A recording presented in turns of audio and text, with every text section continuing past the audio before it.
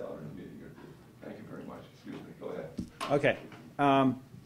It was inspired largely by the Wyoming legislation protecting the manufacture and sale of firearms in Wyoming, which was in part inspired by HCR 6, which failed here 2 years ago.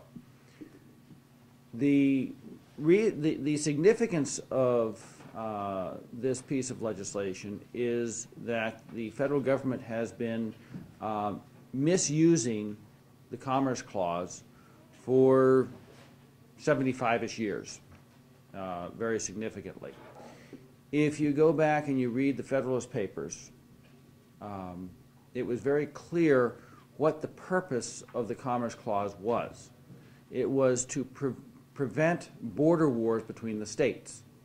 And they were particularly concerned that, for instance,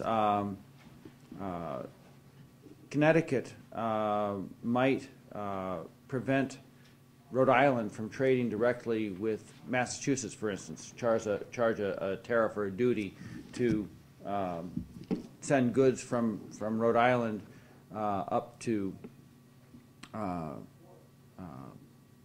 New Hampshire or Massachusetts, up to, say, okay, take that back, Massachusetts. I was trying to think of my geography. Rhode Island is isolated, and it's surrounded by Connecticut and Massachusetts. Those two states might charge a tariff to send goods to New York or to New Hampshire or other states, and they were very concerned about that type of landlocking of other states, or just charging a duty in Connecticut for goods manufactured in Rhode Island. Those were the types of things that they were focusing on when they created the Interstate Commerce Clause, and that's stated very explicitly in, I think, Federalist Paper 43, but I know it's between 41 and 45, the purpose of the Commerce Clause. During the 1930s, the use of the Commerce Clause was expanded greatly to say that because, for instance, a farmer in Iowa growing wheat in his own land is not buying wheat from another state, that then falls under the Interstate Commerce Clause. And so that has been construed to pretty much regulate anything they want. And it is the premise of, or one of the premises of regulating firearms is interstate commerce. So in the first thing that this bill does is very explicitly carve out that a firearm manufactured in New Hampshire that doesn't leave New Hampshire is only the interest of New Hampshire, and that the federal government therefore does not have the power to regulate it. The other thing that got included in this, and the other sponsors and I went back and forth on this, is arms that are regulated under the National Firearms Act. That includes things like automatic weapons and silencers. The way those items are controlled is that the citizen pays a tax stamp, and that tax stamp includes all the particular information on the weapon, the arm, and the particular information on the purchaser. The problem with this is that it is a direct tax, and the Constitution does not allow for direct taxation to be paid directly. It provides that if there's a direct tax, it has to be in proportion to the census, and that it's to be collected by the states.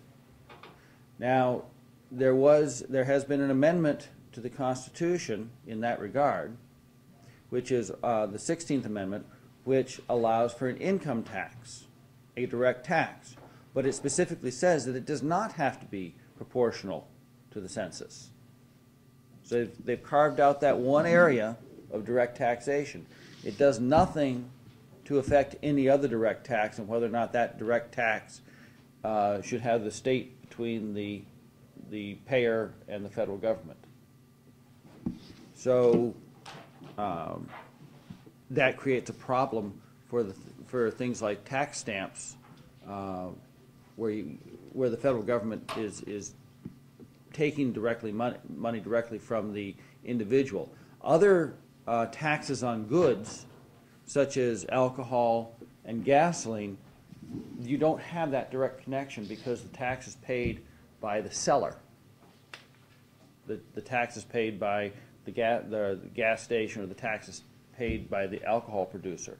It's not paid by the person. When you go in to buy a bottle of whiskey, you don't buy a tax stamp for it. So the idea of a tax stamp on a firearm is extra constitutional, in my opinion. That's, I think, the biggest question that we are going to have to wrestle with in this committee. And the fundamental question revolves around the Kentucky resolutions, in which, well, Kentucky and Virginia resolutions, in which Madison and then Jefferson, Virginia resolutions, very clearly said, remember that Madison's the guy that drafted the Constitution, so he probably knew what he meant by it and knew what went on during the debates. He was one of the three primary defenders of the Constitution. The Federalist Papers was that the government itself cannot be the final or exclusive judge on what the Constitution means, because that makes its discretion and not the Constitution the measure of its power. That was, by their writings, intended to be left up to the states as representing the people, that we are in fact the parties to the Constitution. It's a contract between the states creating the federal government, and that we are the ones that are supposed to be doing the interpreting when there's a question that are, I guess you'd say, the final arbiters. Because otherwise, I mean, what happens if some arm of the federal government interprets the Constitution absolutely inverse of what the written words are, if they're the final judge? And it doesn't matter which branch that is. It's the parties, just as in any contract, it's the parties to the contract that are the final judges. With that, I'd be ready to answer any questions. Representative Richardson. Thank you, Mr. Chairman, and thank you, Representative Itse. You've described the bill in terms of its impact on tariffs or taxation, but it seems to me the bill is far, far broader than that. Is it your intention that the bill simply apply to taxation? Well, no, it applies to the Interstate Commerce Clause, because there are two mechanisms by which firearms are regulated by the federal government. One is via the Commerce Clause, and the other is via the tax stamp. Now, the Commerce Clause, they simply say because there's a presumption that firearms are crossing state lines, and therefore they have the power to regulate them. But if in fact a firearm does not cross a state line, then their power to regulate it is questionable at best. The other mechanism by which they regulate it is via the tax stamp. Different groups of firearms are regulated differently. And there the question is, do they have a power to directly tax an individual when the Constitution says they don't, other than for the income tax? Follow-up, Mr. Chairman? Yes, follow-up. Thank you. I don't think you really answered my question. The proposed bill says that a firearm that's manufactured in New Hampshire is not subject to federal law or taxation, federal regulation. That would include, in my mind, things like the National Firearms Act that you already mentioned, the Omnibus Crime Control and Safe Streets Act, the Gun Control Act of 1968, the Firearms Owners Protection Act of 1986, the Brady Handgun Prevention Act of 1993 and the Gun-Free Zone Act of 1995. Would those regulations be covered by your bill or not? I would say yes. Again, the issue is, first of all, it doesn't prevent us from doing our own background checks on certain things, but the issue is a firearm made in New Hampshire that does not leave New Hampshire, Last fall. and which has to be identified as such. Thank you.